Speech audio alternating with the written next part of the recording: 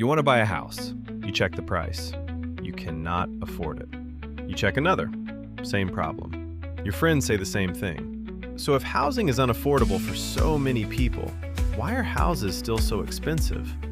Imagine 1,000 families want a home, but only 20 houses are for sale. Now 800 families are priced out.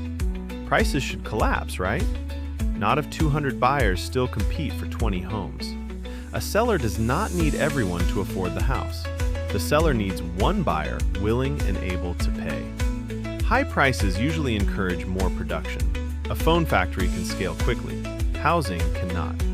New homes need land, permits, financing, infrastructure, workers, materials, and time.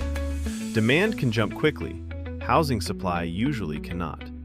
In the Economic Journal, Hilber and Vermeulen studied 353 local planning authorities in England. They found tighter supply constraints made rising demand translate much more strongly into prices. Flexible places could respond with more housing.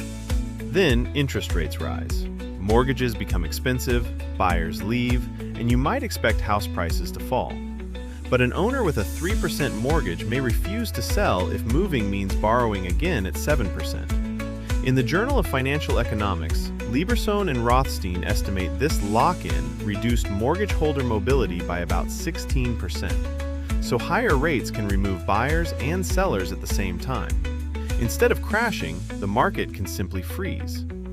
Consider a $400,000 home with 20% down. At 3%, the monthly principal and interest payment is about $1,350. Cut the price 10% to $360,000. At 7%, the same calculation gives about $1,916 a month. The house is cheaper. The monthly payment is much higher. Price and affordability are not the same thing. So governments intervene. They help buyers, control rents, loosen building rules, or build housing directly. But each policy changes incentives. Start with buyer subsidies. If 200 buyers still chase 20 houses, giving buyers more money does not create house number 21. In the Journal of Urban Economics, Carosi, Hilber, and Yu found that Britain's Help to Buy program raised prices in Greater London without increasing construction. But where housing supply was more responsive, construction increased instead, with little effect on prices. The same subsidy produced a different outcome. Rent control attacks a different problem. It can protect existing tenants from sudden rent increases and displacement. In the American Economic Review, Diamond, McQuaid, and Chien found protected San Francisco tenants were about 20% less likely to move.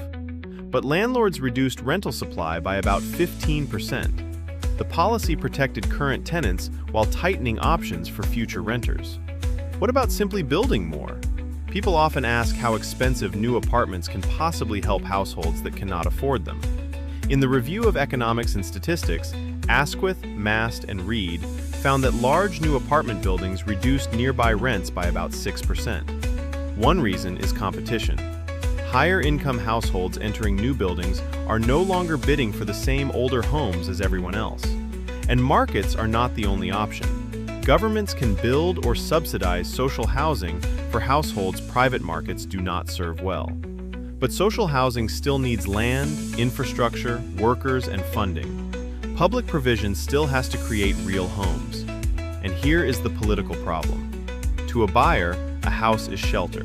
To an owner, the same house is also wealth. First-time buyers want prices closer to incomes. Existing owners often want their asset values protected. Governments are pulled in both directions.